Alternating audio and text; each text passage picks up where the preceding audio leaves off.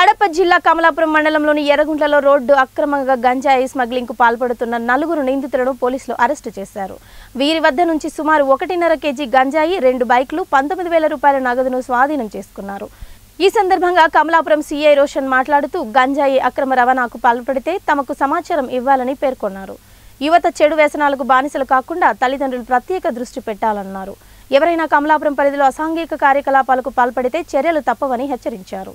ఈ కార్యక్రమంలో కమలాపురం ఎస్ఐ ప్రతాప్ రెడ్డి సిబ్బంది పాల్గొన్నారు. ప్రజలకు వినవించుకోవడమేమనగా దయచేసి వారి యొక్క పిల్లల భవిష్యత్తు మీద వీళ్ళు దృష్టి పెట్టి వాళ్ళు ఎవరితో మాట్లాడుతున్నారు, ఏం చేస్తున్నారు, వాళ్ళ నడవడిక మంచి వాళ్ళతో తిరుగుతున్నారా, చెడ్డ వాళ్ళతో తిరుగుతున్నారా, దయచేసి అది వాళ్ళ మీద దృష్టి పెట్టి వాళ్ళు చెడు వ్యసనాల జోలికి పోయి వాళ్ళ భవిష్యత్తు నాశనం చేసుకోకుండా చూసుకోవాల్సిందిగా మనవి. అదేవిధంగా ఈ అరెస్ట్ కాబడిన 4లో ఈ చిట్టి ప్రతాప్ రెడ్డి అనే అతను ఇంతకుముందు కూడా వైజాగ్లో ఇదే విధంగా గంజాయి తీసుకొని వస్తూ అరెస్ట్ కావడం జరిగింది.